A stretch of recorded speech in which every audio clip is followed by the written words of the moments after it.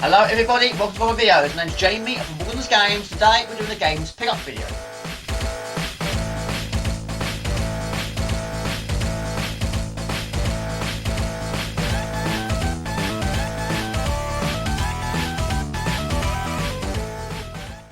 Now this is a video that I've been meaning to do for quite some time, but unfortunately it kept getting pushed further and further and further back due to lockdown and doing lots of vlogs. But anyway, this is what I bought in May 2020. First game I bought in May 2020 is on Amiga. This is Alien Breed, and this is an absolute steal. I didn't steal it, by the way, I bought it. But what I'm saying is, it was an absolute great, fantastic find. And even though in the old days, I never saw this box. And the condition is immaculate. Absolutely fantastic. Featuring fantastic graphics and sound running at arcade speed, 50 frames per second. Simultaneous 2-player option. Bewildering array of atmospheric sound and speech effects. Written exclusively for the expanded Amiga, 1 meg or more. In-game computer system featuring extra weapons, maps and utilities. Scene setting, story disc included. Featuring amazing ray traced graphics, amazing traps, puzzles and a host of mean, ugly, nasty alien creatures. There we go. Okay, this is the game. This is Alien Breed. Alien Breed is the first of the Alien Breed series science fiction shooter video games with a top-down view for 1 or 2 players. It was released for the Commodore Amiga by Team 17 in 1901 and later in 1903 by Microlee for MS-DOS. Tremendous game, big fan of these games, but I've never completed any of them. This one came out in 1991, has 6 levels. A year later, Special Edition came out, has more levels, but I have to admit this one is more difficult than that one, even though that one has more levels. But I have to admit I played Alien Breed 2 the most because it was the first one I got. Got it in 1993 as a Christmas present from my dad. Brilliant. Has 17 levels, but again, never finished it. The closest I've got on that one is level 14. Close, but no cigar. This is the first level, Mission Briefing 1. Jumping from the craft, you'll make your way to the deck lift that will take you to the station. Your instruments indicate that movement are on all decks. Proceed with caution. Now, the one thing I'll change about this game, it's not the lack of keys, it's not the multiple enemies, it's not the lack of ammo, it's the explosion sequences. Now, in real life, if you are blown up, you won't come back for that. But in this game, if you have 5 lives, 10, 15, 25, 30, 35, 40, 45, 50 lives, and you don't make it to deadlift in time and explode, instant kill. And there's no continues in this game. But I absolutely love these games, but they're so difficult. There are so many enemies. And also, on this one, keep your distance. Even after they're blown up, you can also be hurt by the explosion. But it's quite difficult when there's so many enemies, and they respawn all the time. Now, a lady will tell you when you're running low on keys, ammo, health. But there's usually quite a lot of it around. Apart from keys, there doesn't seem to be a lot of them, but you can buy them. And this is using up a lot of my ammo. And this level is not particularly long, but it's a case of get what you can and stay alive whenever possible. Pick up keys, pick up health packs. The problem I have with this game is I'm always running low on keys. Now, in other versions, you can blow up the doors, but not on this one. Now, usually, I'll go around picking up absolutely everything, but because it's a pickup video, go straight to the deck lift. There we go. Mission Briefing, level 2 on the way. Okay, second level. This is a level I've never got past. Mission Briefing 2. Support system suggests that the initial priority is to reactivate the core computer system, located on Zone 6 of this deck. Once this is done, the emergency sequence will sound, and you are advised to proceed with all speed to the deck lift, whereby you will be transported to the next level. Right, how are we doing for money? Now, if I can, I'm going to buy myself an additional weapon. Right, going to go for the Winthor PPS Twin Fire.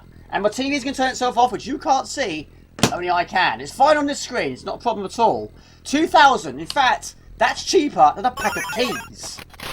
Right, now a pack of keys is 6 keys, and it's expensive, it's about 4,000. Might have to do that very soon, because I'm always running out of keys. Okay, never done this one before.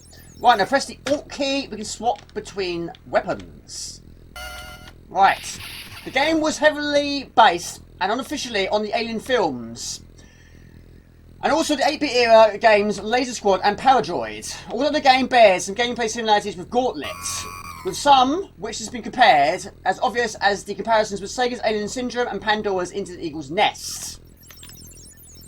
Right, so many enemies. Now, even though I do have a better weapon, it still takes a lot of hits to kill these aliens. And there's a lot of them, and sometimes they do come out the ground, which also appears in Special Edition. Now also, some doors lead to nothing, so try not to waste too many keys in that situation.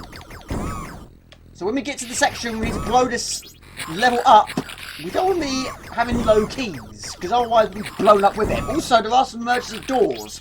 Don't shoot the button on the door. I mean, you can kill enemies with shutting doors. Don't lock yourself out. Not a good thing, but pick up as many keys as, and also as much money as possible. Alien Breed consists of the player, or players, to have to find a lift down to the next level, occasionally setting off the self-destruct mechanism to blow up the level above them. The players collect and purchase a variety of weapons from the space station computer terminals. In some versions of the game, these are called Intex terminals. Provide additional features such as a clone to the classic computer game Pong. Credits found on the ground have to be saved for these weapons and other enhancements, giving each of the players an edge over the gradient of more alien forces. In advanced levels, players are occasionally trapped in enclosed spaces with huge boss aliens reminiscent of the Alien Queen. Right, this game is difficult to read and play at the same time, but also I've got statistics all over the place. I've got a monitor screen which is covering up the right side of the screen, so I can't see it all that well. So, I've got a lot of problems here, but it's still a tremendous game. Now, when you set off the destruction mechanism, that countdown at the top left will start to drop down. At the moment, it's at 60. At the moment, all is good, all is well, apart from the many enemies all over the place, and ammo is also getting rather low. Now, these one-way laser beams, aliens can go through them one way or the other, and you cannot do that. You've got to go with the arrows. Going against the arrow will be an instant kill. Now, if you go to Intex's main menu, go to Intex Entertainment, you'll find a hidden game, which is Pong. Pong is a table tennis sports game featuring simple two-dimensional graphics, manufactured by Atari and released in 1972. It was one of the earliest arcade video games and created by Alan Allcom as a training exercise assigned to him by Atari co-founder Nolan Bushnell. Bushnell based the game's concept on an electronic ping-pong game included in the Magnavox Odyssey, the first home game console. In response, Magnavox later sued Atari for patent infringement. Bushnell and co-founder Ted Dabney were surprised by the quality of Allcom's work and decided to manufacture the game. There we go. Bit random though, isn't it? But you've got to love a bit of ping pong. But yes, this can be found in a game of Alien Breed. Now you play it as much as you like, press the mouse button and you can exit. But at the moment, I'm off. At the moment, I'm losing. Okay, now we've got to go to Zone 6. It's not far away. The trouble is I don't have enough keys, and that's always the problem with this level. I'm always running low on keys. And when it starts to explode, yeah, don't run out of keys. But again, so many enemies. Pick up ammo, pick up money, pick up first aid kits, and don't blow up enemies too close to you. The explosions will hurt you. Right, 2 keys is not going to get the job done. We need to find some money. We need to buy keys with money. And then find Zone 6. Which is difficult when there's so many enemies. So many. And they can get money with different quantities. That one's 1,000. That should be enough to buy a pack of keys. Welcome to Index System. Right, can we buy some keys? Yes, we can. Right, we have keys. Not many, but hopefully it should be enough. But that can go in no time.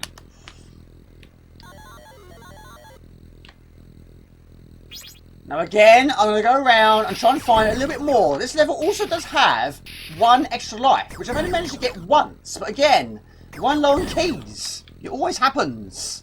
It's up there, I can see it.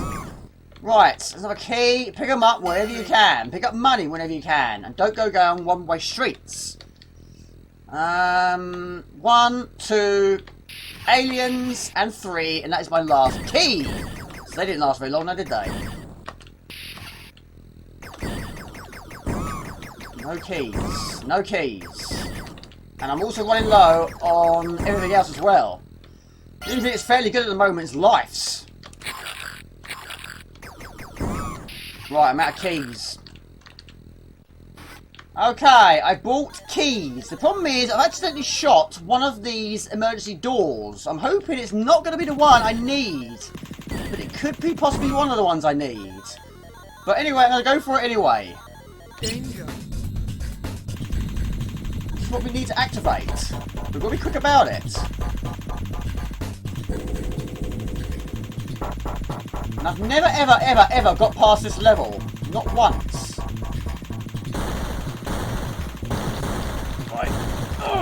Go! We have enough keys! Go, go, Jamie! Go, go, gadgets! Time is ticking already. Fast. This is where we need lots of keys. Hoping this is the right way. You don't want to be making mistakes in a situation like this. 1, 2, 3, 4, 5 keys remaining. Lift up here. That's shut. Is that shut? No. Woohoo! I've never done that before! My lord! At the age of 37 years old, I've finally got past the second level.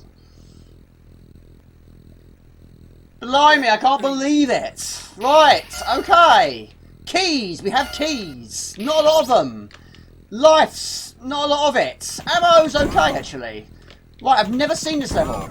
Now, the third game in the series, Alien Breed Tower Assault, introduced non-linear gameplay in which some levels are not required to be completed before exiting, and the game to be completed in several different ways. I do have it. I'm not very good at it, though. I've streamed it once before, but I was terrible.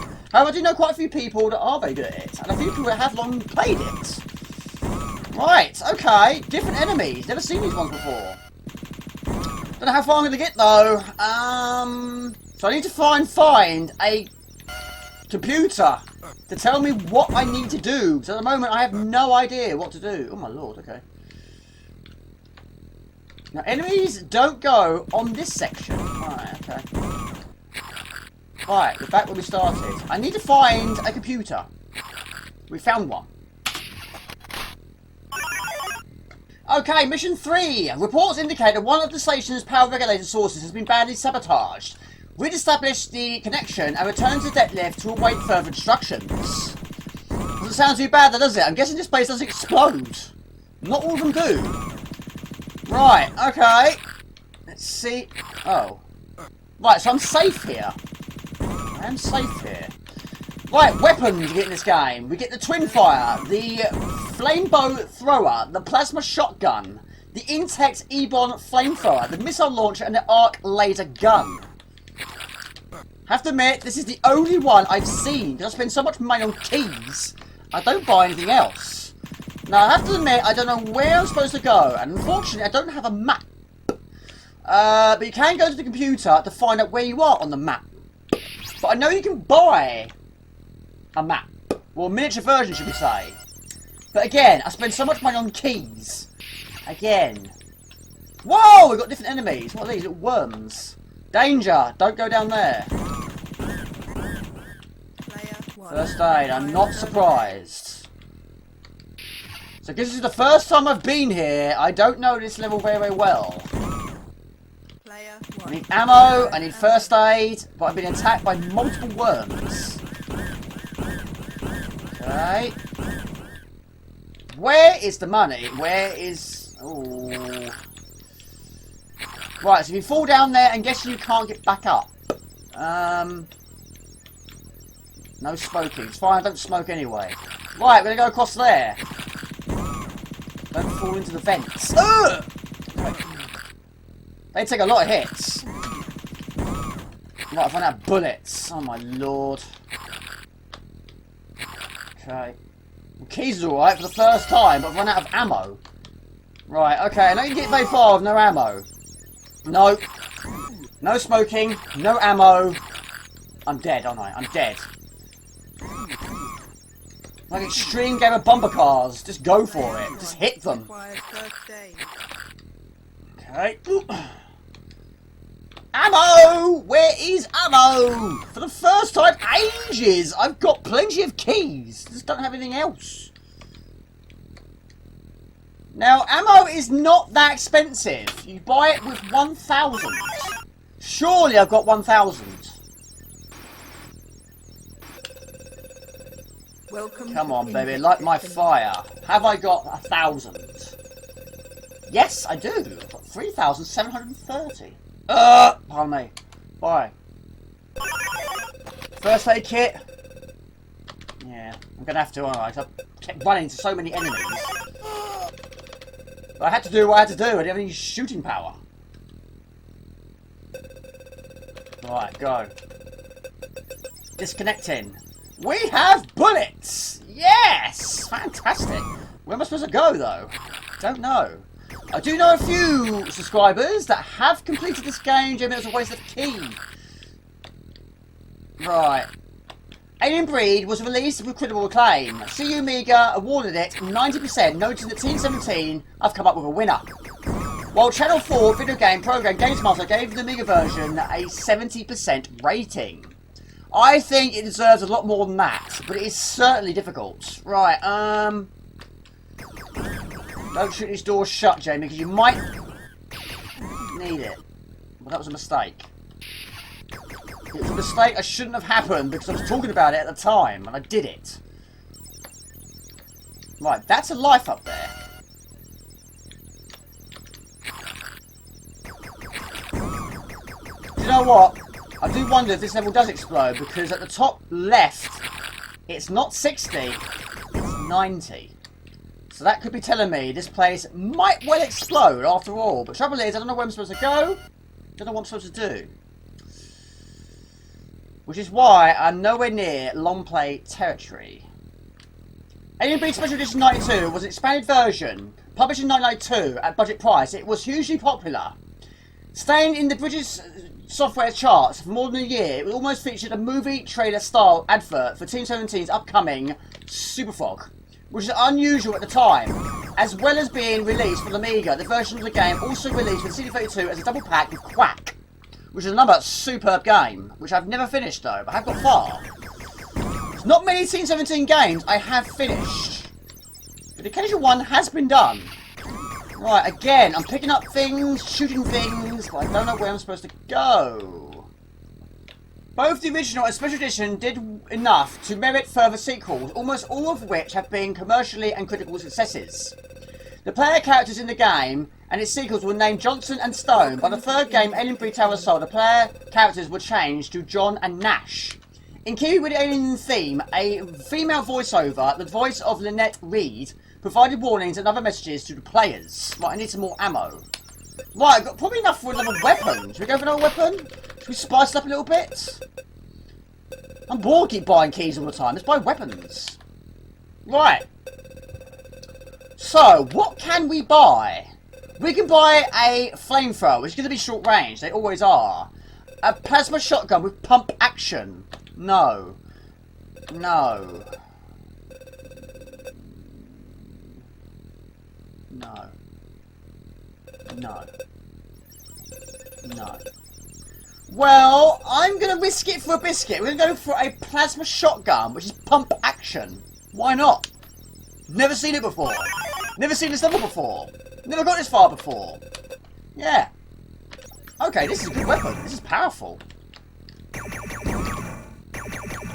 Now you can switch between weapons at any time. But I need first aid. But yeah, this goes through enemies like knife through butter. This is fantastic. Doesn't help me where I'm going though. I don't know where I'm going. I keep picking up lots of money though. Again, I've got loads and loads of keys. I was going round and round and round in circles. I don't know where I was going, what I was supposed to do. But there we go, it's work in progress. But that is Alien Breed. Tremendous game though. Next game I bought, even though I do have a big box version, I bought myself the small box version of Shadow of the Beast. My second favourite game of all time. Winner of 6 international awards. The Beast is among us. This is it, a whole new dimension in computer games. 50 frames per second, arcade quality scroll. 350 screens, 132 unique monsters, 13 levels of parrot scrolling, and 100k of innovative music, 2 megabytes of graphics compressed into 2 discs. A truly massive game for the Amiga 500, 1000, 2000 and Atari ST. Brilliant. Okay, this of the game is Shadow of the Beast. Shadow Beast is a platform game developed by Reflections and published by Psychosis in 1999. The original version was released for Amiga and was later ported to many other systems. The game was known for its graphics as well as its on-screen colours and up to 12 layers of parallax scrolling, and for its atmospheric score composed by David Whittaker, who used its high-quality instrument samples. The game is superb. It's my second favourite game of all time. I love it that much. It was followed by two sequels, Shadow Beast 2 in 1990 and Shadow Beast 3 in 1993. A remake was released on PlayStation 4 in May 2016 and included the Amiga original. A man named Arbron is kidnapped as a child and corrupted through magic into a mysterious warrior servant for an evil beast lord, Maltooth. The creature's memory of the human life returns when he watches a man being executed, who he recognises later to be his father. This prompts Arbron to seek revenge on Maltooth, a long arduous journey on new shores, with Arbron forcing his way to battle through hostile terrain and Maltooth's forces. He eventually confronts one of Maltooth's minions, the Guardian, whose only visible body parts is his foot and his hands. Defeating the creature, Arbron is freed from his curse, the ominous Shadow the Beast, and returns to a more humanoid form. This game is absolutely superb. It was one of the first games we bought on the Amiga after getting the Batman pack in 1989. It is absolutely amazing. Yes, a lot of people do think there is issues with its playability, and it's very, very difficult indeed, but I have completed it quite a few times before, including on stream. Every time I play it, I really do enjoy it, and it's really good fun. But it's certainly challenging. Now we have a maximum of 12 lives, or hit points, energy, what do I call it? Shadow Beast was designed by Martin Edmondson and Paul Holworth of Reflections Interactive over the course of 9 months. It was their second 16-bit game after the previous game, Ballistic. Edmondson and Holworth described it as the most envious project to date and stated they wanted the game to push both the Amiga and Atari ST to its technical limits. To achieve this, the Amiga version was written first, so they would take advantage of all the computer's hardware capabilities.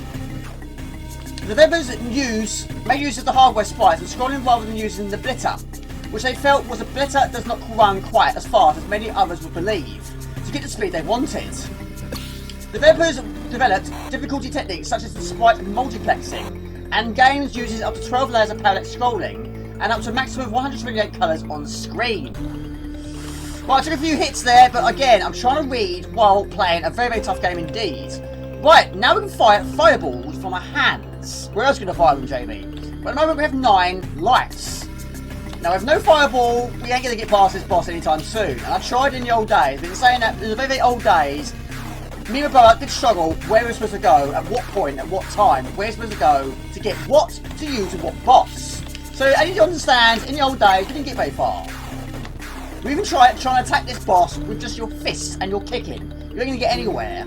But anyway, the boss is destroyed. Unfortunately, your firepower is then taken away from you. The game was also designed to be as difficult as possible. Edmondson remarked that he liked difficult games at the time, and he used to get frustrated if the game was too easy.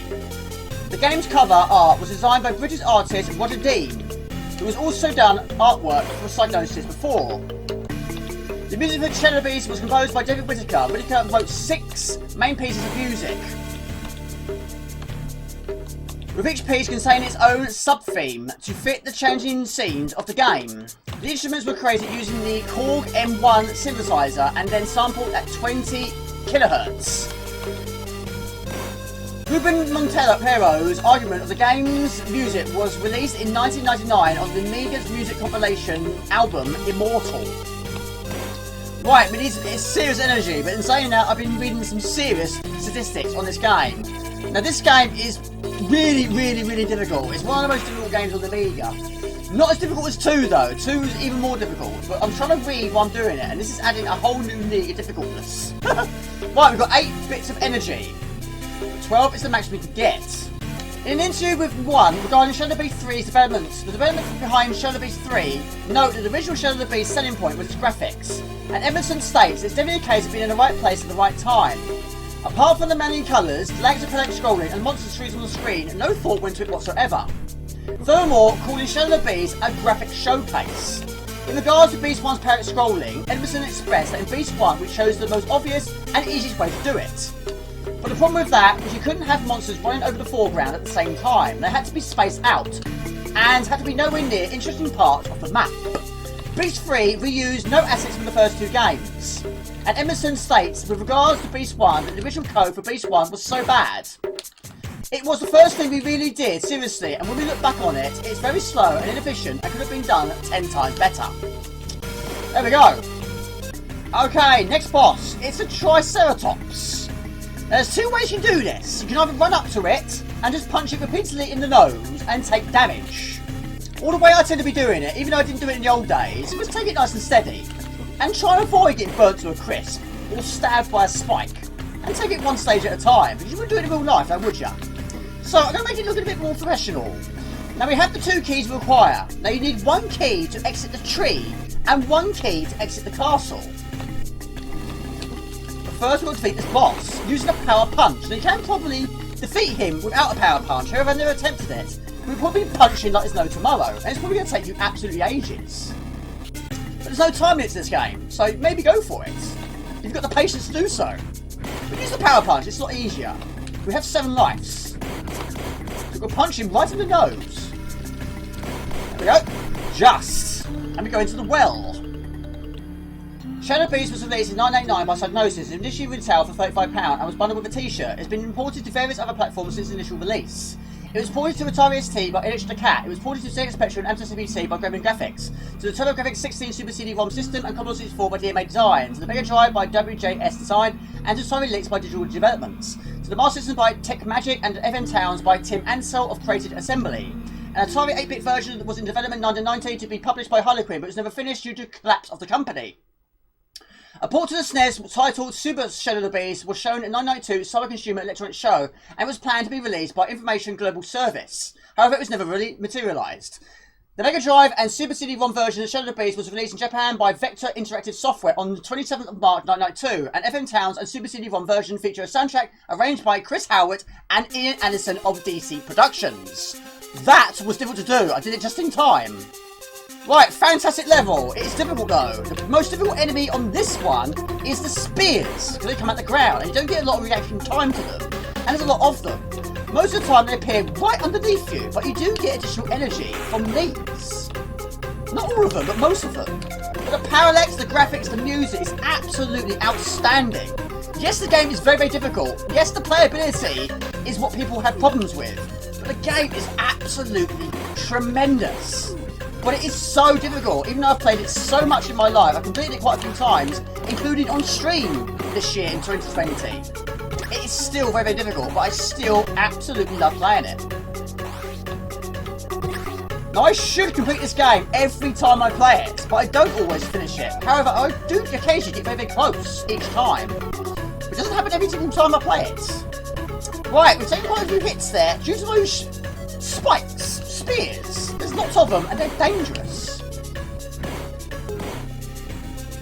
But it's the first game we bought on the Amiga and we just played it to absolute death. We just couldn't believe the graphics, we couldn't believe the parallax, we couldn't believe the music. But we were terrible in the old days. We was always going the wrong direction, doing the wrong thing. It's easy to do. It's not a particularly long game, but you've got to do it in the right order. You want to get to the end of the castle and you don't have a key. I have to admit, I've never done that in the past. I haven't to admit.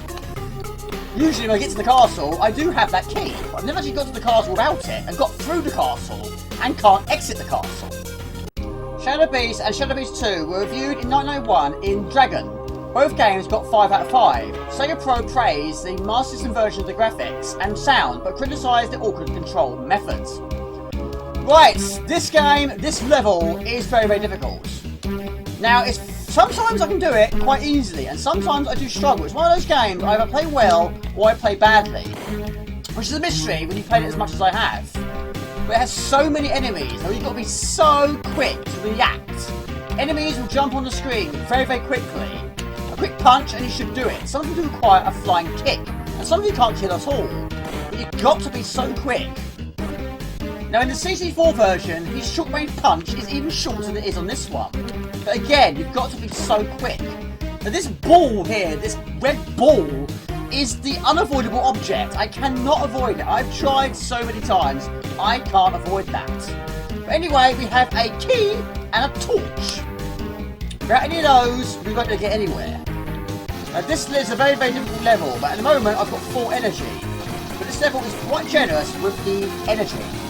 It's each one gives you 4. And there's actually 4 of them in this level. But there's so many sections where it's unbelievably difficult, including bits like this. I mean, not only do you have electric, but you also have great big spikes, pretty much at the same time. Now, in sections like this, I just do not know if there is an actual pattern to it. I've tried so many times. I'm assuming probably not.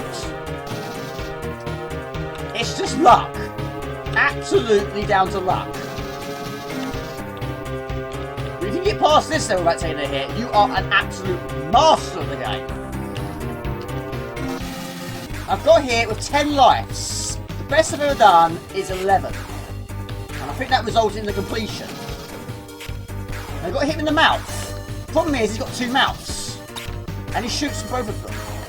And you can't get many opportunities to get in a shot. Because this eyeball on the end of a tentacle. I assume it's a tentacle. But again, fantastic artwork. Now in the old days, the very, very old days, I never got anywhere near this section of the game. Now, I get it pretty much every time. But the most difficult level is still to come. There you go, boom, pow! Right, it's not a long play, it's a pickup video, but I'm going to give it a try anyway. Let's see if we can get a completion today. Okay, it's a pickup video, why not? Let's spice up a bit. Let's see if we do it today. This is by far the most difficult level of the game. Would you expect for a final level of the game? They've got to be so quick at getting those punches in. There's also opportunities to get energy, but some of them are not so good. Hit that one and you have energy taken away. Now Jamie, you started off very, very badly.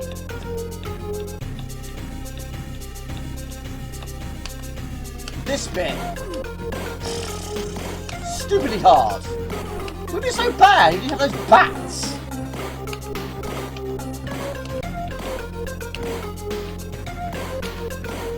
So many skeletons. Well, if I do this, my lord, it's not looking good though.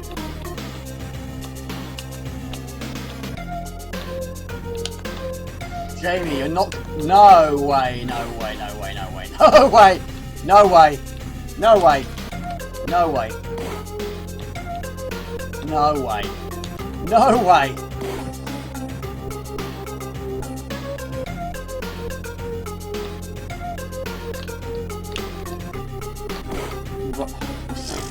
Not today, not today. There we go, that is Shadow of the Beast. Next game I bought on the Xbox One this time, this is 2 Point Hospital. And amazing, I've had this a month and a half, I've still not played it. It's still sealed. Build, care and improve. 2 expansions included. Build your hospital just the way you want it. Cure unusual illnesses. Expand your healthcare empire. Trademark humour. Mix fun and deep simulation in this best selling as you can create, customise, perfect your ultimate institution. Oh, and try not to kill anyone. There you go. Okay, this is the game. This is 2 Point Hospital, a 2018 business simulation game developed by 2 Point Studios and published by Sega for Linux, Mac OS, and Microsoft Windows. Console versions for PlayStation 4, Xbox One, and Nintendo Switch were released in February 2020. Right, tremendous game. I love building games, and Theme Hospital is my all-time favourite building game of all time. But anyway, we just put in a reception desk. What is a reception desk without an assistant? We need someone to work at that desk. So, we'll employ them and place them there. Now, we also do need a GP's office. First thing the hospital will need is a reception. Patients will head there when they arrive at the hospital. Once to the familiar. Okay, next thing we need is a GP's office, which is a very, very important room in this game. Every time a patient arrives at the hospital, they go to the reception, then they go to GP's office, and then they start their healing process from there. Okay, make it as big as you like, and also make it as quite nice as well. It helps with ratings. Now you can add anything from a filing cabinet to a lamp to a bin to a fire extinguisher to a radiator. Plus you can unlock a lot more. So we'll complete that. We'll go with that and keep it nice and straightforward. We need a doctor. We do need a doctor. We'll hire a doctor. Now every month you get a different quantity of doctors with different quantities of wages and different skills. Whatever that one's the best one. Placing right in there. I'm also going to buy a pharmacy. The hospital is open for business. Attention, the hospital is open. There's no going back. There you go. Trouble making ends meet. Right, pharmacy. Need some extra dough. Call Smell My Cash. This game also does have a radio Because station. an 80% interest repayment rate is nothing to sniff at. Smell My Cash. The desperate solution. More 2-point. More often. This is 2-point radio. There you go. Smell my cash. Right, we place a bin in there. We don't want people putting litter all over the place. Now this one needs a nurse. Press yellow when you're finished. So once again, we press X and we select hire, and we need a nurse. Go for that one's the best one. Ooh. There we go. Bingo. Now, messages. We've diagnosed our first patient. The GP has sent you a message. Have a look at the message list at the bottom right. Looks like we need to build a pharmacy to treat the patient. I'm one step ahead of you. There you go. So, press yellow. Messages will be filed in the New inbox. illness is You're a welcome. grout discovered. Our doctors have diagnosed a new illness called grout. Grout is frequently transmitted in bathrooms, and modern medication is effective. Unlike earlier times, when it had to be dug out painful with a screwdriver, we'll send the patient for treatment in our pharmacy.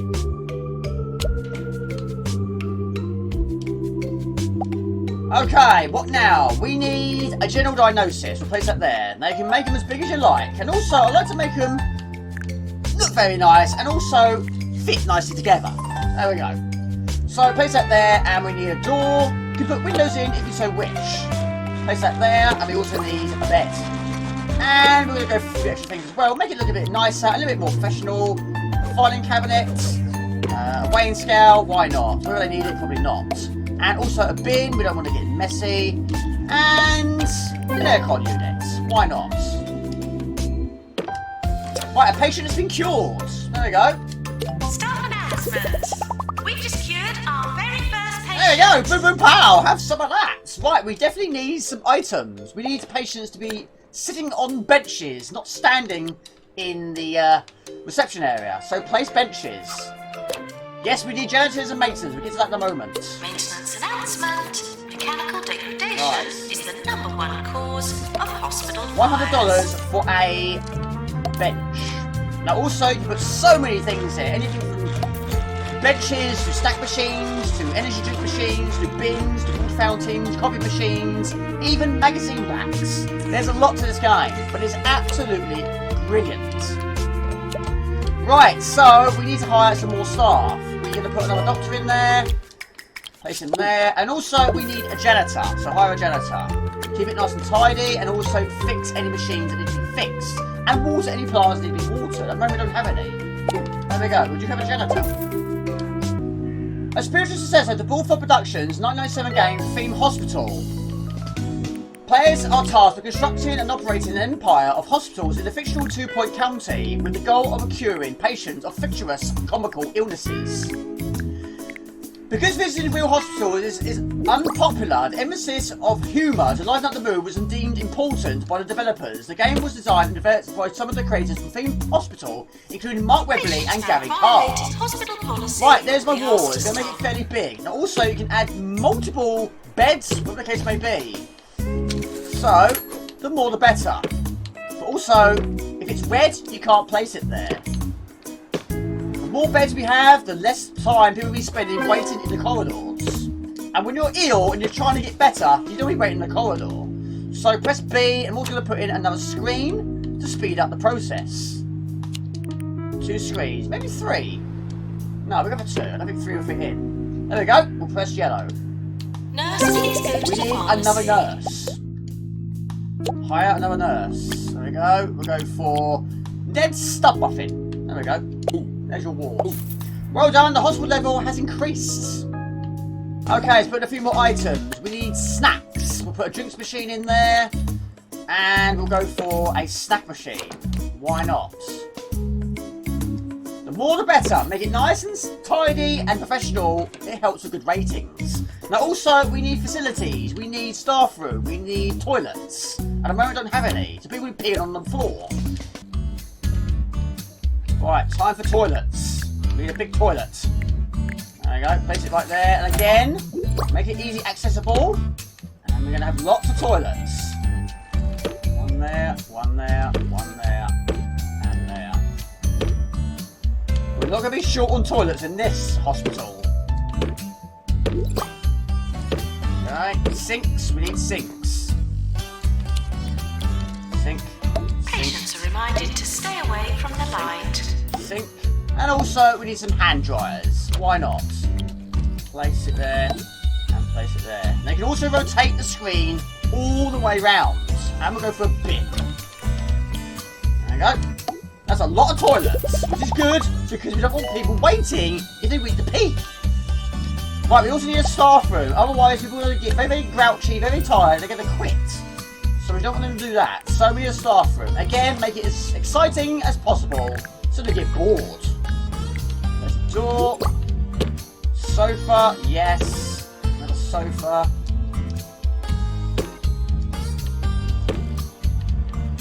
Sofa, lots of sofas. Okay, what else we got? TV, yes. Probably nothing worth watching. Place it there. Coffee table, why not? Place it in the corner. Drinks machine, yes. What is a staff room without these snacks and drinks machines?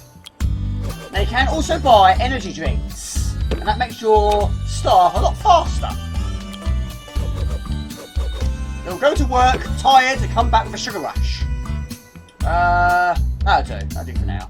There's your staff room.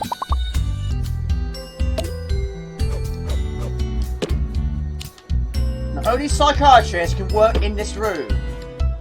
So, we'll put in a filing cabinet, why not? Radiator, yes, don't do it getting cold. And we'll go for a coffee machine. There you go.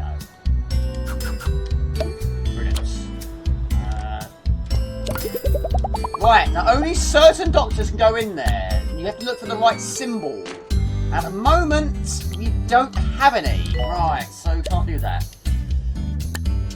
Right, new illness clamp discovered. Our doctors have discovered a new illness called the clamp. Once this grips a patient, it doesn't let go. It inflicts many living statues and selfie-taking chumps. We'll send the patient for treatment in our pharmacy.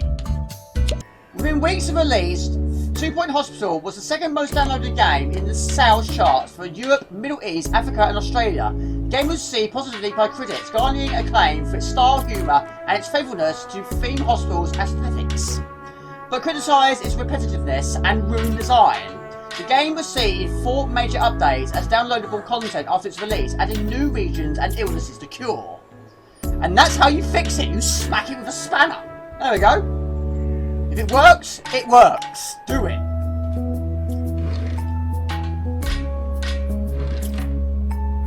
Now every level has 3 stars. Each star gives you objectives. And this one is telling me to hire a janitor, which is already done, and place 2 fire extinguishers. There's 1, and there's 2. There we go. Once you've completed all of them, then you gain a star. There you go, Mikey Sausage. You'll need it in psychiatry. 2 Point Hospital features a similar style of gameplay to that of Theme Hospital. Players take on the role of a hospital manager charged with constructing and maintaining a hospital. Tasks include building rooms and amenities that satisfy needs such as hunger and thirst of patients and staff, such as toilets, staff rooms, receptions, desks, cafes, seating and vending machines. Expanding the hospital into new plots and hiring and management of doctors, nurses, janitors and assisting to maintain the hospital and dealing with a variety of comical illnesses. There you go, another one's been cured. Jenny got so many envelopes to open. Staff promotions, done. A kutosh. By completing objectives and challenges, our organisation earns kutosh. Use it wisely, I shall do indeed. A new illness is called a new illness, bedface discovered. Our doctors have discovered a new illness called bedface. A quite alarming contortion of the face caused by sleeping at a strange angle. doctors recommend always using a bed protector to monitor your sleeping angles. We'll send the patient for treatment in our ward. A deluxe clinic required. Our doctors have discovered a new illness, lightheadedness. Lightheaded patients are notable due to their bulbous heads. A patient is seeking treatment. We need a deluxe clinic in order to treat them. It will cost you 21,100 to build. What do you want to do? Get him to wait. Now usually when you've got a bright idea, a light bulb will normally appear above your head. But if you've got lightheadedness, you'll have a bulb for a head. So we've got to try and cure these people. So we need the room to do it. So we need It has perhaps escaped the deluxe attention clinic, of most, but which needs to Two be Point run County by a doctor. features a true So I'm marvel going to place it of there, modern and to make it a fairly the decent size, Pointy it is quite a Mountain fairly Bridge. big If you enjoy contraption. crossing things, you simply So a must door, and we're going to experience it place for it yourself. there. And of course, it does need to be maintained by handymen. And again, press the B button and put a few things in well to make it a bit more nicer. Okay, we've got to cure 3 patients with lightheadedness. The player can manage several hospitals, each with their own layout objectives. 2 Point Hospital features unique comical conditions such as the lightheadedness, having a light bulb for a head, a pandemic, having a pan on one's head, Mobstar, patients are Freddie Mercury impersonators, and animal magnetism, having animals stuck in the patient's body. When patients die, they sometimes become ghosts, which disrupt the hospital by terrorizing patients and staff. Only janitors with the ghost capture skill can remove them. And speaking of remove, that person has had their bulb removed from their head and replaced with a normal head. Maintenance needed in There we go, we've cured 2, 1 more to do. And once they're cured, they leave the hospital very happy, and fair play to them. And there's another light bulb. Good timing. The process of diagnosing patients begins in the GP's office before they're sent for further diagnosis in other rooms and eventually treatment. From time to time, an influx of patients with a specific disease can occur. On later levels, players can also experience epidemics, during which an infectious disease spreads throughout the hospital. Players are issued with a certain number of vaccines to inoculate patients, which levels in the war of all infected patients are immunised. Otherwise, the player's reputation is tarnished. Every game year, there is an award ceremony in which the player is given a performance-based rewards. Examples of objectives include making the hospital attractive enough and finding cures for certain diseases. Though the general goal is curing as many patients as possible, the completion of the challenges and other tasks will I more certainly kudos, hope she did not waste any time which is a currency that can be interviewing used to unlock new patients. items what that you can place possible within value rooms would and that have? corridors. Players can also research new rooms and machine upgrades in the research room. There we go, just cured Freddie Mercury. Look how happy he is. Nurse needed in general diagnosis. Staff training is more complex than in Theme Hospital. All staff, not just doctors, can learn and receive qualifications that grant them new skills or improve their ability in certain departments. For example, the general practitioner skill improves doctor skill in the GP's office. Additionally, staff have personalities and specifications which affect their job performance. Assistants can run marketing programs and attract patients with a certain illness on staff with certain skills. All I can hear in my headphones is farting. There we go. So much going on in a short space of time. There'll be a privacy, and also there's a ghost there. That means someone's died, but you can also vacuum them up. Only janitors can do that. This poor clown is in a bad way, but unfortunately all toilets are in use. The clown's got to go, he's got to go. 2 Point Hospital was announced on the 16th of January 2018 in a short YouTube video showing the game's visuals and comedic styling and depicted a patient suffering from lightheadedness. Edge compared the disease's role in the game's marketing to that of Theme Hospital's bloated head, which was described as its poster disease. The first public viewing of 2 Point Hospital was held at the PC Gamer Weekender event on the 17th of February 2018. The gameplay demo explored the game's user interface and its turning camera, which is not present in Theme Hospital. The game's publisher was announced a potential release date in August 2018 and panel discussed some of the new alignments that will be included in the game, confirming that changes the patient into a mummy. In the game TM preview, Smart stated that the closest illness in the game to the real one is hurty leg, which is described as almost like having someone who's plaster. Developer 2 Point Studios announced in the newsletter that subscribers will receive a golden ticket that will allow the player to download an in-game golden toilet. There we go. There's more clowns in this game than there is in the circus. But there we go, it's an absolutely tremendous game, really good fun, but it's a very, very long game indeed. But that's more than enough footage, Jamie, and that is 2 Point Hospital. Next game I bought on the Amiga, this is Toddlers, a new breed of trouble. Now I had a demo of this in the old days, but I never actually played the full version. Hocus and Pocus have done it again. They let all the Toddlers escape, who promptly make a beeline for the teleporter door. Any number of disasters could befall them on the other side, so they better be returned safely before the Grand Sorcerer, Divinus, finds out what's happened. A game for 1 to 2 players. There you go. There we go. Toddlers. Haven't played this for absolutely years. Produced by Atop Design and Sales Curve Limited. Mission Premier, rescue 3 men. 10 men, no foes, time 9:10. Okay, this is the game. This is Toddlers. Toddlers is 1992, Lemmings-inspired puzzle game developed by Adobe Design and originally released for the Amiga and was later remade for the Super Nintendo in 1993. The remake was published by Seika, also in 1903, and MS-DOS port was also released. It's a good game. I haven't played it for years though, but it's similar to Lemmings in its ways. You'll get the men from start to finish using the abilities we have available to us. Once you rescue the minimum required amount, you go on to the next level. There you go, short and sweet. We're off the mark with our first victory. This one has so much time. You don't need that much time. Mission accomplished. Congratulations. Now get ready for the new challenge. Next level password is build it. Press fire for next level. Next level. In Toddlers, the player plays as Hocus, alone in solo mode. In multiplayer mode, player 2 plays as Pocus.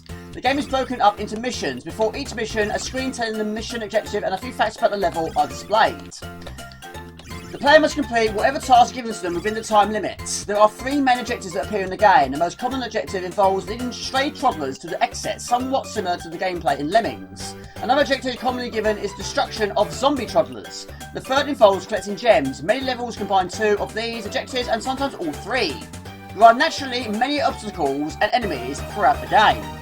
There we go. Mission accomplished. Congratulations. Now get ready for the new challenge. Next level password is no sweat. Next level. Now, unlike in Lemmings, Toddlers places the player in control of a character on the screen. Those add in some platforming elements to the game. One of the most distinguishing features is the ability to magically place and erase building blocks, like in Sololo's Key. These blocks are the size of the player and can be placed in any direction next to the wizard's placing, as it is long as not objected by another block already in place. The main objective of these blocks is to form a path to exit for the wandering toddlers. When a block is erased, it is stored visibly in a tube to the right of the screen. This tube displays how many blocks the player is holding, and when it's empty, no blocks can be placed. Now each level is different, the amount of blocks that's given to you. There we go, not too shabby at all, and when you're not doing anything, your character falls asleep. There we go, next level password is Pyramid. Okay, next level. This one you start off with no blocks whatsoever. So to make them available to you, you have to demolish ones already in place. Now we have 2 doors that they're coming out of, we have 1 door from the go-to. Now we've got to make sure we save both sides. And also make sure there's a block available for you to jump onto. So, demolish that one and that one. Place it there. Now some of these levels, it can take some time, but eventually they will make it to the door. There we go. Up to 15 blocks can be stored in the tube, and once it becomes full, no blocks can be erased unless a stored block is placed somewhere else on the screen, thus freeing a space in the storage tube. There are many different types of blocks in the games, each of which has its own special effect. The block at the bottom of the storage tube is always the one place, and when a block is erased, it is automatically stored on the top. In multiplayer mode, each character has its own storage tube. It is possible to erase a block when jumping it from the same time. It also allows players to climb up to the high height without obstacles and stacking numerous blocks. There we go. Mission accomplished, congratulations! Now get ready for the new challenge. Password is clear out. Next level, first thing we've got to do is get down there, break some blocks. Every time you do, one appears in that tube. Now Toddlers themselves are never wandering around in a level to begin with. They always enter from a special entrance after a fixed amount of time. These creatures will always walk in the same direction if left undisturbed. Also, they can walk on walls and ceilings. Each level involves rescuing of toddlers, including at least one exit in which the toddlers can exit. These exits are sometimes placed sideways or on walls or even upside down on ceilings. If a block is placed directly on top of a toddler, it will perish. When the block is raised while a toddler is walking on it, the toddler will fall. Dropping a toddler from too high of height will result in death. If a toddler survives the drop, it will begin walking in the direction facing when it was walking before. There we go. Does require quite a lot of waiting, but there we go. 2 doors are there. And they're in the doors. Zombie toddlers behave in the same manner as normal toddlers. If one happens to make contact with a normal toddler, both will die and become a cloud of dust. These zombies will also use exits in the level, as normal toddlers would do. When a zombie exits the level, it does not count as destroyed. The player must be careful not to let zombies near the exit during a mission that involves destruction of a certain number of zombies. Before each mission that includes zombie toddlers, the mission will display how many there are and whether they are lethal or harmless. Both rarities will destroy normal toddlers, as well as themselves, on contact. But only the lethal can damage hocus and pocus by touching them. There we go. Mission accomplished. Now get ready for the next challenge. Next level. Right, we have 4 entrances and 1 exit. So, let's get the top ones there safe and sound. They're the easiest ones. Now to form a block, you have to hold the fire button down, then press the direction and let it go of the fire button, but keep the direction held down. And that will place one in that direction. Now your character can also jump. We can only jump 1 block's worth. So don't make the jump too high for him, he won't make it. So, as we progress, get rid of the blocks while we go, make them available to use again. And make sure you don't kill them while you're trying to rescue them. That's quite easy to do. And also make it simple for you to get out of there. Alright, place it there. Go up there, and then get rid of that one so we can go back up again. And we've got plenty of blocks in our possession still. Pick up a lemon. We have a lemon. Okay. Believe it or not, placing a block on top of a toddler is going to result in a dead toddler. There we go. This game is quite difficult to do while reading statistics while doing it. There are 3 different colours of gems that appear in the game. Red, green and blue. Stages will also specify how many of each colour the player must gather. Sometimes the gems are already present on the screen when the mission starts, but other times the player must manufacture them. This is done with rocks. When a rock is dropped on a certain object, both the rock and the object will be destroyed and up to 4 gems will form. If there are walls or other objects next to the rock where it makes contact, it will prevent 1 gem from forming there. Placing a rock on a toddler, including zombies, will result in red gems. Sometimes a mission will require the player to rescue only a few toddlers, those leaving a few spare victims. If it is required to create some red gems, hurling a rock on top of another rock results in the formation of green gems. When a non-toddler enemy is plunged with a rock, blue gems appear. There we go. Again, difficult to do that and that. Mission accomplished, congratulations. Now get ready for the new challenge. Okay, now we've got to find the right quantity of gems and also rescue the right quantity of toddlers. Now your character won't die if he falls from a big height. However, toddlers will die if they fall from a big height. And also, toddlers can't pick up gems. Only your character can do that. But there we go, they're there already. They didn't hang around now, did they? Now on the left and right side of the screen, there are 2 gems. Make sure whatever one you go for are the last 2 you pick up. Otherwise you'll be stuck there and you can't build this way out of that. You can't build like that. So, we're there. That's some of that. Bingo.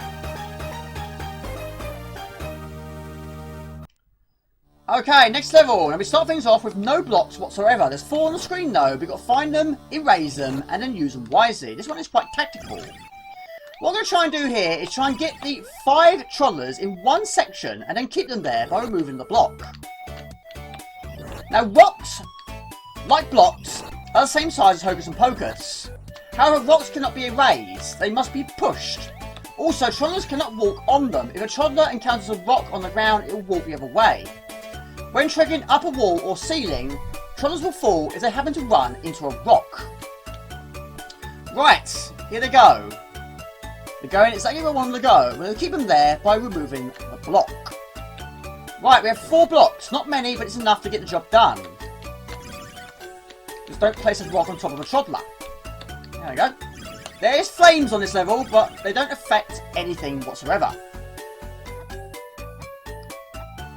There we go. Okay, this is level 20. Now, there's no trollers to rescue in this one. In fact, we've got foes, and they're lethal foes. Every time they hit you, that'll drain your energy. Now, on the far right of the screen, there are 4 bars. 2 for player 1 and 2 for player 2. Now, your energy is the red bar with a heart next to it. Every time they hit you, it will start to drain. Believe it or not, when it drains, that's an instant kill. Next to that is your green bar. Now, this is for anything you've done correctly. In this case, every gem you find. And this will got to find all 5 gems. So I'm going to kill these foes by placing blocks on top of them. To be honest, that would finish anyone off, really, wouldn't it? So once you've completely filled that green bar up, then you can progress past the level. But this will be the final level for this video, or this part of the video, I should say. Right, again, we've got plenty of time to do it. Also, don't run out of blocks. Try and delete them as you go, Jamie. Now, once you've killed a foe, they won't respawn. Every so often, fruit will appear. Anything from bananas to cherries to lemons. At the moment, energy is good. These ones not. So, jump from there to there, and we pick up a gem. There we go, it's the end of the level, and that's the end of this game. That is Toddlers. Next game I bought on the Amiga, this is Pit Fighter. Love it or hate it, I think it's absolutely fantastic. The #1 arcade coin-op hit. Welcome to the meanest, toughest way of making a living. Enter the world of pit fighting. Fighting for money. You have to face thugs like the Executioner, Heavy Metal, and Chain Man Eddie. Incredible graphics, digitized from real fighters, and amazing real-time sprite scaling bring you the perfect conversion of Atari's #1 arcade hit. You'll never tire of this brutality addictive game. There we go. Okay, so the game is Pit Fighter. Pit Fighter is a 1990 arcade fighting game by Atari Games, which used digitalized live actors. The Japanese arcade release was published by Konami. Home versions were published by Tenjin. Graphical animations of the player characters and opponents were created using a blue screen process, where the various poses and moves were performed by real actors in front of a video camera. The game's on-screen character animation are replays of the actual footage, not rotoscoped. Pit Fighter is the second fighting game which used digitalized sprites after Home Data's Chinese Exorcist. Never heard of it before. Right, we are playing the Executioner. Ranked 8. Not what you call mild-mannered, weighing in at 252 pounds and standing at 6'4". In his leather socks, he is not a man to be messed with. However, his size means he's not the quickest fighter in the world. Now it's difficult to read while doing it, but there we go, we defeated the Executioner. And every time you win a fight, you get additional money. Awesomely done. A KO bonus. There we go, brutality bonus. We get $1,900, not bad for a day's work. Southside, ranked 7, calls himself the perfect balance between size, strength and agility, although the Ultimate Warrior proved him wrong last season. 6'2" and pure muscle and 228 pounds, he fights to pay his mum's medical bills. Right, my character is Kato, not the Kato appears in the Pink Panther, something completely different. A 3rd degree karate black belt, his great asset is speed, while his special moves is the combo punch, the flip kick and the backhand.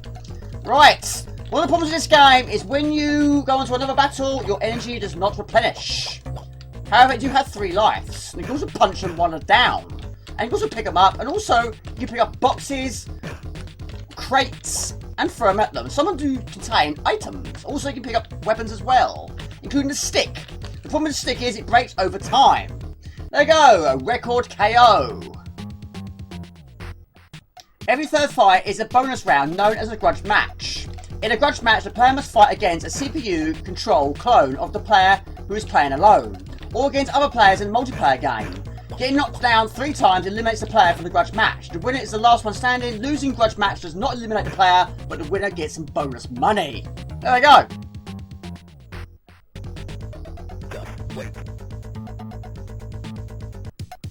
Angel. Ranked 6, the doll of the Pit Fighters, and one very brave, strong and athlete woman. 154 pounds and only 5'4", but her devastating speed around the pit is more than any match for any man. Let her grip you between her thighs and you will never get up again. Now this one has the power pill, which can be found in a box. But make sure you get it before she does. And that's easier said than done, because she always does that to me. Right, pick it up. Right, we have the power pill. Collect the power pill, which is found in barrels. Once collected, the attacks will have double the power, and the opponent's power will have half the power for a limited time. There we go. The amount of times the computer gets that for me. They can also pick up and throw knives, as well as stars. Right. There's two other characters in this game. We have Ty, a kickboxer. The greatest asset is his agility, whilst his special moves are the spin kick, the flying kick, and the roundhouse kick. The other one is Buzz, an ex-pro wrestler. His greatest asset is power, whilst his special moves is the body slam, the headbutt, and the pile driver. I do use that throw quite a lot, but it works. A stick. There you go, hit you with a stick. KO. Record KO. CT Rider. Rank 4. CT rode in on a bike. Out of nowhere last year. Nothing is known about him. But in his opening season, he was more than held on as his own. 2,018 pounds and 6'2", he's a traditional biker, and in his spare time likes to get involved in bar brawls. I don't think I read that 100% correctly though. Right, okay. Now with the fire button press, you can do a special move, a jump kick, a defend punch, a pick up, a duck, and a kick. And of course, each character has 3 additional special moves. Right, let's go for a stick. Why not? Now, the more you progress into the game, enemies are going to get more difficult, and their energy drains a lot slower than it would have done in the early stages. But also, I think their rankings do actually help with that as well. Right, I've got a stick. No power pill on this one, but we can also throw rocks. Yeah, chuck a rock at him, why not? Hold fire button down, wait for him to be on his feet, and push forward. Is it a rock? No, it's probably a keg. Probably a keg, a beer keg. Now, also, you can throw stalls, and also the crowd can actually push you back into the fight. And you also throw the enemy into the crowd. No, they wouldn't throw you back in again. Yeah, have a stall. Now, everything they're holding in their hand, when you pick them up, they should drop it. Now, there is issues with this Amiga version. It hasn't aged all that well, but I still do enjoy it. But there are much better versions out there. Right, stall, ready. Have some of that. And another one. Have some of that! There we go! Death by stall! Going well. Chainman Eddie, rank 2. The Ultimate Warrior's henchmen always have a busy season. Unbeaten by anyone, but his boss, Eddie, is no man to fool with around. Should be fully recovered this season in a one-on-one pit fight. £267 and stands in at 6'7". Now this one you cannot throw him. He's too big for that. He's too powerful for that. Now, my energy is not great, and also he's got the power pill, so I'm going to avoid him at all costs, even though I'm failing to do so. But he's got a difficult energy bar. It drains very, very slowly. Now, unfortunately, there's no other items to use against him, so it's going to have to be done without doing throws or using items. But he's got some difficult moves, and also he can pick you up. I can't pick him up. Right, at the moment we have $4,370. Energy's poo, but we still have 3 lives. But the one thing I love to change about this game is your energy replenishing. But I suppose the game would be too easy, I suppose. I got the crowd help for that one.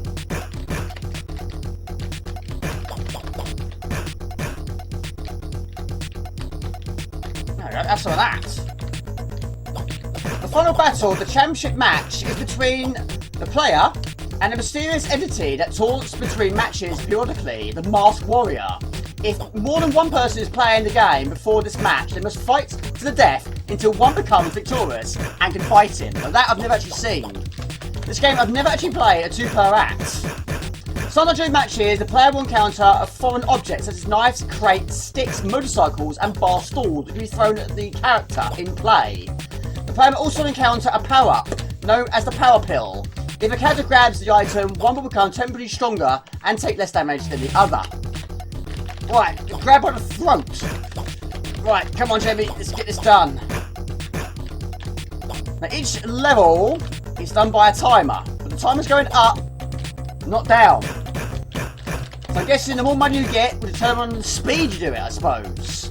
But you do earn money each successful hit. I think that's right. Right, I'm winning this one, but not by much. And he also jump. Now that is one of his special powers. That is the combo punch. That's exactly what it says on the tin. Come on, come on. I can do this. Now also, round 14, there's actually 2 of these characters. 2 Chainman Eddies. Alright, come on, hit boys down. It's proving to be difficult. You'll be standing in the right place at the right time. There we go. Next up is Heavy Metal. Ranked 3rd, proved to be the upset last year. He broke 4 bones in Dean Lester's body when Lester laughed at his hair and his clothing. 210 pounds and 6 foot, he's probably not a wise thing to do. Right, we can throw this guy. I'm not going to say anything about his hair. I want 4 bones broken in my body. But anyway, I've got a keg, he doesn't. Right. Now sometimes they break, sometimes they don't. I'm not doing a good... Not going well here. Now, they usually are very, very accurate with their throwing. When they're down, you can hit them while they're down. Right, what else have we got in our possession? More kegs. Have some of that. Another one. Have some of that. Now, at times, even the crowd will interfere with the fights. 2 characters known as the Knife Man and the Knife Woman will come out of the crowd and stab the player with their daggers. The player can take these nuisances out with 1 hit. Sometimes there'll be a fat bearded man with a stick. If the player knocks him out, the player can take the stick and use it against the other opponent. The audiences will also push any fighter that ends up among them and stays there more than a few seconds. They will be forced back into the fighting area. Sometimes he'll hit them while they're down, sometimes he won't. It's quite difficult at times, but sometimes the crowd can work to advantage. There we go. Just throw him around. Clash of the Titans. David versus Goliath. Although one's got a really, really terrible haircut. Alright, on your feet. Come on. There you go. That should do it. Nope. Your flying kit or punch. There we go. Mad Miles, a Vietnam veteran, and to put it mildly, raving mad. Miles is frequently known to spit on his opponents, but army training certainly taught him how to fight. 5'8" and 172 pounds, Miles is quick, furious, and knows no fear. I have to admit, this is the first time I think I've actually attempted this one on the Amiga. So, energy's not good though, and my life is not good either. But yes, this guy spits on you. Right, okay. He spits on me, I'll throw a bike at him. It's simple as that. Right. Not many people get up after that. Okay. Again, the pickup is brilliant. And while they're down, you can also punch them. Some characters can kick, some can punch. Now his energy is draining very slowly. So what we've got to throw at them, apart from bikes? Not a lot. Have to do this one the hard way. At the moment I've got $16,920, which is a tremendous achievement. This is definitely the best I've done on the Amiga version. Even the old days I never got this far. But look at my energy compared to his. Well, energies are pretty much identical. If I do this, and it's looking likely I could, I won't have any energy for the next fight. There we go, he's down.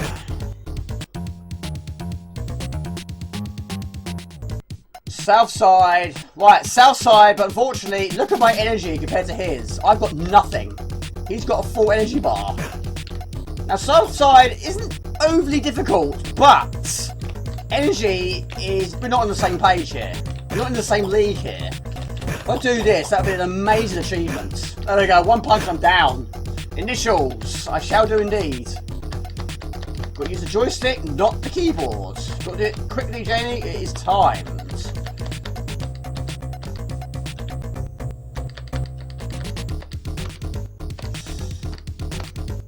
There you go. That's the best go I ever had. $20,160. Final game I bought this month, even though I didn't buy it in May, I actually bought it in March, but it took 2 months to arrive. I bought it on the 28th of March, it arrived on the 28th of May. So it makes its way into May's pickup video. Explore the mysterious and beautiful forest of Nibble. Ori and the Blind Forest Limited Edition is a must-buy, award-winning franchise that tells the state of a young orphan destined for heroics. Though a visually stunning action platformer featuring hand-painted artwork, meticulously animated character performance, a fully orchestrated score, and dozens more features, Ori and the Blind Forest explores a deeply emotional story about love and sacrifice and the hope that exists in us all. I might have read that a bit wrong there. Ori and the Blind Forest. I've never played this before, but it does look absolutely superb.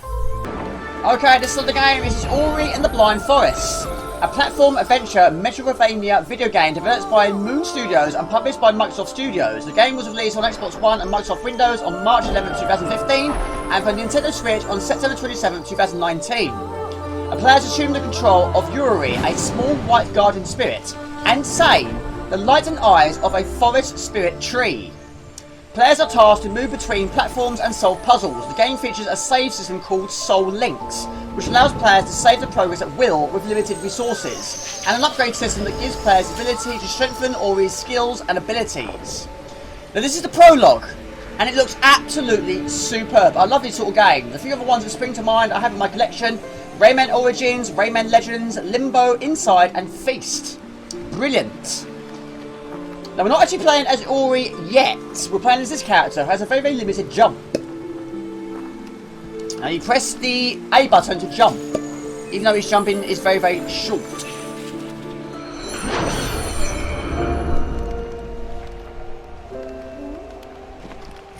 When Naru embraced my light. The game was developed by Moon Studios, a collective organisation with a set location. The distribution rights of the game were acquired by Microsoft Studios a year after the beginning of the game's development. The game's story was inspired by The Lion King and Lion Giant, while some of the gameplay elements were inspired by Rayman and Metroid franchise. Right, this is Ori. Graphics is absolutely stunning. Even at its early stage, I'm amazed by it. This is still the prologue. And it's so well done.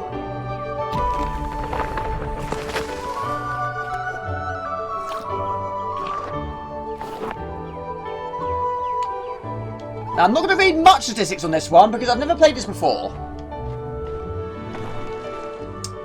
But you know what I'm like when it comes to statistic reading. It could change. There you go, you're definitely not going to get across there with a short range jump.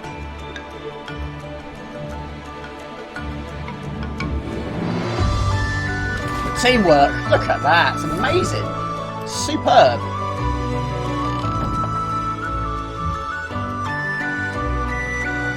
I didn't realise there was actually 2 of these, so I'm definitely going to be getting the second one. There you go, the perfect team.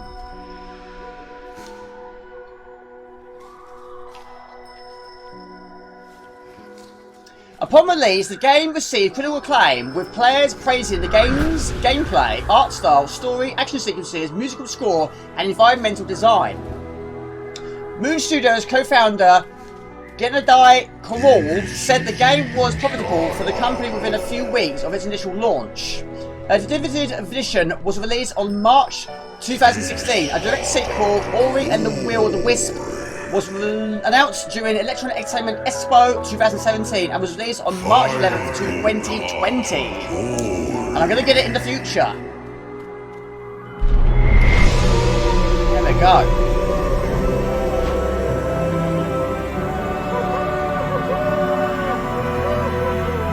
Let's get inside, mate. Wise move. It's still the prologue.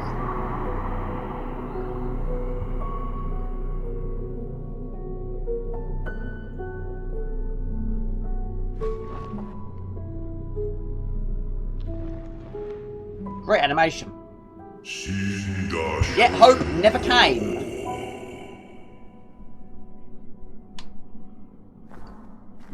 So quiet as I've been on this video, I'm just so blown away by these graphics. Amazing achievement.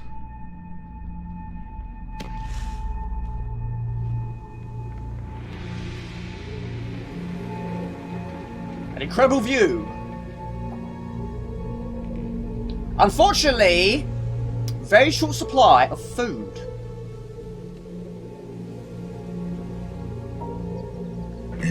Through the passage of time,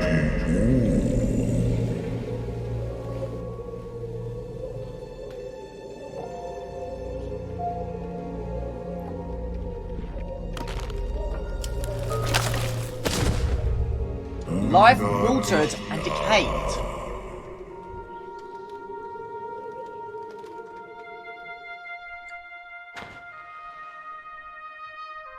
The final piece of food.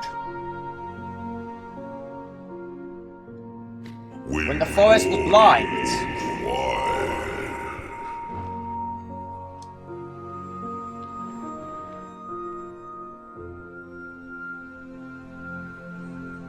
Uri in the Blind Forest is a 2D platformer game. The player controls Uri, a white garden spirit, and Sane, who is the light and eyes of the spirit tree. Uri can jump, climb, and use other abilities to navigate. Sane can shoot spirit flames to combat enemies or break obstacles. Uri is required to interact with their environment as they jump from platform and solve puzzles. Uri is faced with enemies while making their way to restoring the forest. The player helps Uri collect health cells, energy cells, new abilities and upgrades. The game world unfolds to the player in the fashion of a Metroidvania, with new abilities allowing the player to access previously inaccessible areas. I'm actually controlling him now.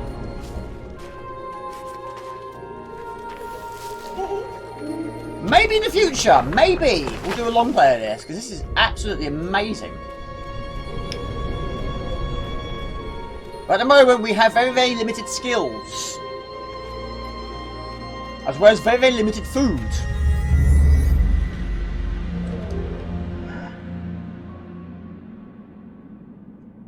In addition to save points scattered in the game, players can create soul links at any time they choose to serve as checkpoints. However, soul links can only be created using energy cells collected during gameplay.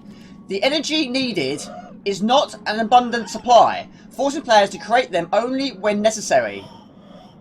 The player can gain ability points to buy various perks and upgrades, such as increasing the damage of Sane's spirit flame. These upgrades can be bought anywhere a soul link has been created, and if the player has enough ability points to buy the skill they desire. An orphan once more. An ability point is gained when Uri collects enough experience by killing enemies, destroying various plants and finding spirit containers and ability cells, which gives Uri an ability point automatically. Each skill must be bought in sequential order from one of 3 ability trees to allow the next level to be accessible. Unfortunately, it didn't end well. Searching for my light.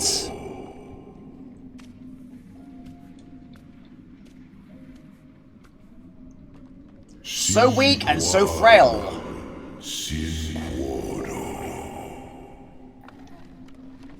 Go on, mate, you can do it. There you go.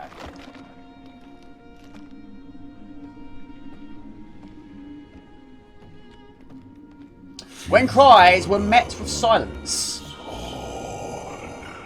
The voice of the spirit tree in the forest of Nibel narrates the story of when Uri, a guardian spirit, fell from it during a storm as a newborn and was adopted by a creature named Naru, who raised Uri as her own. Cataclysmic, which is wrong, I know, event soon makes all of the forest wilter and Naru dies of starvation. Newly orphaned, Uri is left to explore the forest on their own. After collapsing near the spirit tree and being revived by it, Uri later meets Sane.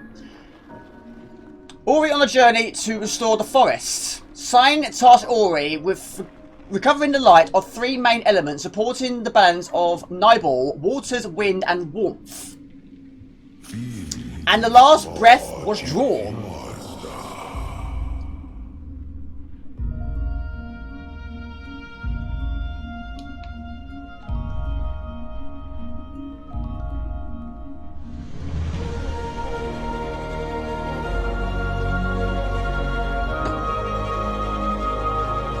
Super. Look at that.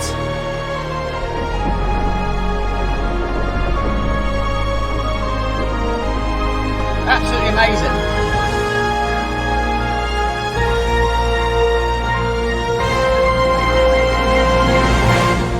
That sounded quite loud on my headphones. You found a small spirit light container. Spirit light had been added to your bat. Find more spirit light containers to quickly gain ability points. Alright, drop through the floor. Now, falling from a big height won't kill you unless you fall on something very sharp, and it will. Like something like that. That will definitely leave a mark. Now, I don't think he can swim. Not yet. But we know... we've had a discussion about this on several streams. But yes, not many platformer games your character can swim. On the occasional one you can. But I don't think this one can swim yet. You found a life shard. Collect these to restore your vitality. Jump over those. There we go. You found an energy cell. You can now collect and use more energy. Remember that you can use energy to create a soul link to save your game. Hold B to create a soul link to save your game. Okay, on we go. Game is saved. Right, bad news. There we go. You found some spirit lights. When you fill that, you gain an ability point. At the moment, we cannot fight back. But soon we can. There we go, another secret. A soul link is ready. You gain an ability point. Create a soul link and tap B near to access the ability tree.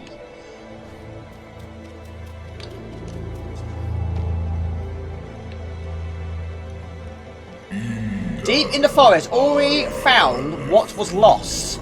Press X to pick up a tiny light. My strength is returning. I am sane. The light and the eyes of the spirit tree.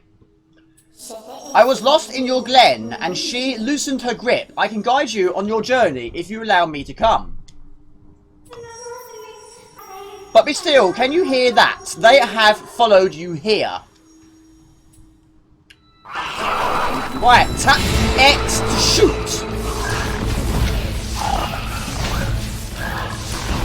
Brilliant. Their light shall return to me. These words of Spirit Tree once said. In the glade past the caverns, we'll find him. There's a path up ahead. The sunken glade, 17%. Now I'm guessing this game is a very, very big game. There we go. Boom! Have some of that. You gain an ability point. Create a soul link to tap B near the ability tree. Not yet. Not yet. There we go. You found a keystone. Keystones are used to open spirit gates. Remember that each spirit gate will require a different number of keystones. Now it says at the top right corner of the screen how many we have. At the moment we only have the 1 keystone. There we go, there's another one. We have 2 now, which is just what we need to open the door. Right, press X to open the spirit gate. And again, boom boom pow. Open sesame.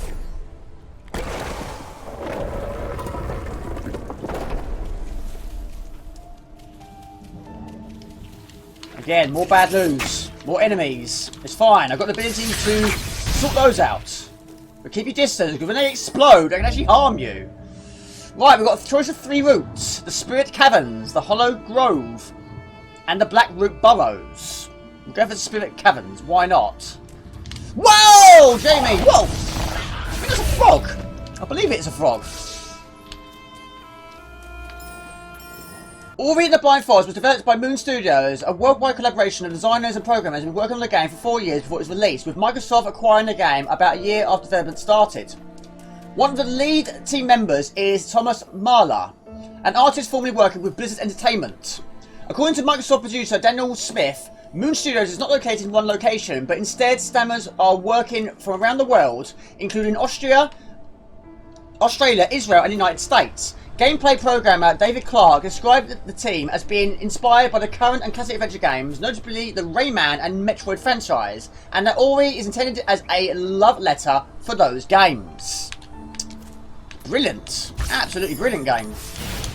Right. Keep collecting whatever we can possibly can. And avoid whatever we can possibly can. And if possible, kill it. Be careful because it can hurt you when they explode.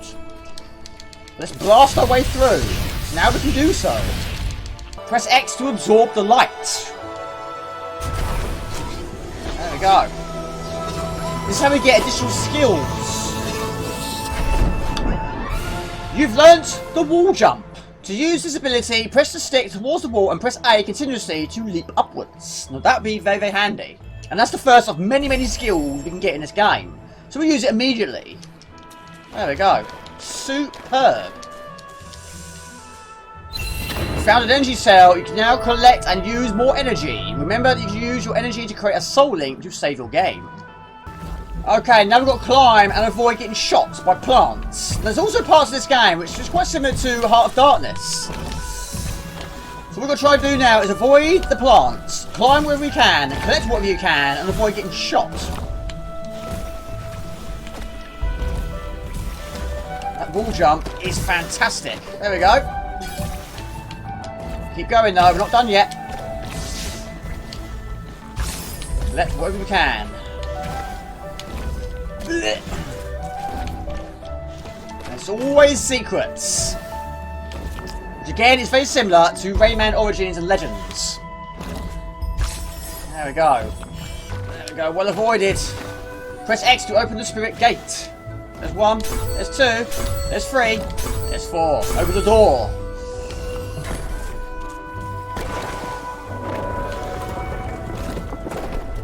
There we go.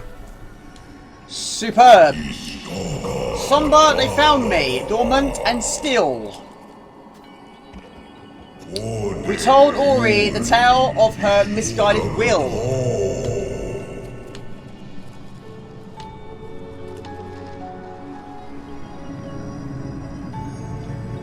That is a gigantic tree. The world's biggest tree ever. Okay everyone, that is May 2020 pickup video done. Hope you enjoyed it, and this is Jamie from Wilderness Games. Please like this, comment, share, please subscribe to my channel, Facebook fan page, Instagram, also on Twitch. Just type in Wilderness Games, you'll find it fairly easy. And please remember to click on the bell icon that notifying videos upload. Fantastic. Not doing these sort of videos, do have a beat making, retro long plays cheats and live streams every Friday night UK time at 8 o'clock. So I'll wait till next time, take it easy. Ciao, bye, see ya. Problem is, I'm running low on paper, I'm running low on cards, I'm running low on stuff to write on for statistics. Okay, the start of the game is Alien Breed. Alien Breed is the first Alien Breed series of science fiction shooter video games with a plot-down view. Right, Alien Breed is the first for 1 or 2 players. Released for the Commodore Amiga by Team 17 in 1991 and was later in 1993 by Micro League. Okay, the start of the game is Alien Breed. Alien Breed is the first in the Alien Breed series of science fiction shooter video games, played with a top-down view for 1 or 2 players. Released for the Amiga in 1991 for Team... I can feel it brewing. I was trying to... No, I couldn't do it.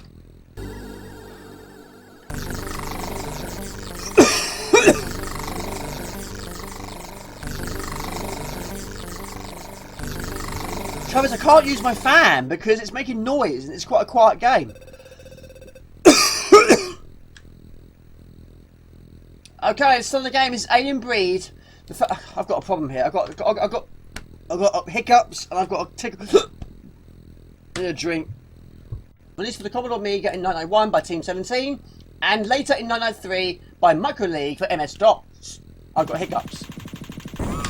I can't do this game and read statistics with hiccups. It's not going to happen. At the moment, it is happening. It's Alien Breed. Alien Breed is the first of the Alien Breed series. That's a mouthful. Alien Breed series of science fiction shooter video games.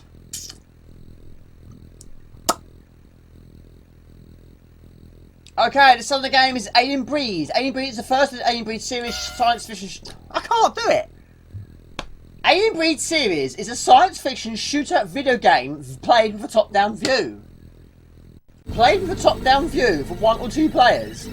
Science fiction shooter video game. Science fiction shooter video game. Science fiction shooter video game. Played with a top-down view for 1 or 2 players. Science fiction shooter video game. Played by 1 or 2 players. It was released for the Commodore Amiga in 1991 by Team 17 and in... my god. I'll play this one in a minute, that'll be even easier. Come on, Jamie!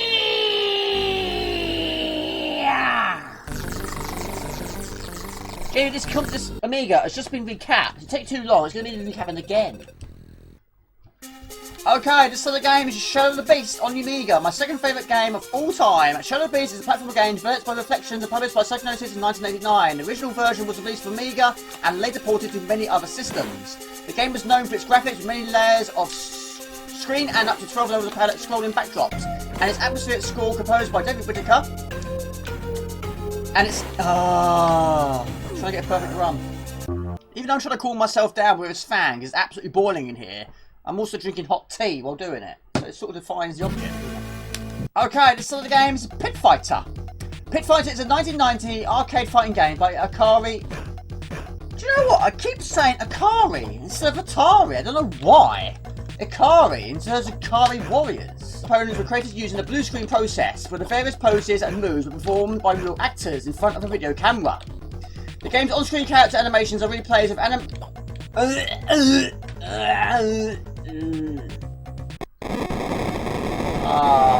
don't believe it! This disc, which was working perfectly, is now not working. This is an outside that's never happened before. My Xbox is signing me out because my internet's playing up. Please wait a while. We can't sign you in. Try again in a few minutes or check status with Xbox. Additionally, staff have personalities and specializations which affect their job performance. Assistants can run marketing programs to attract patients with a certain illness or staff with certain skills.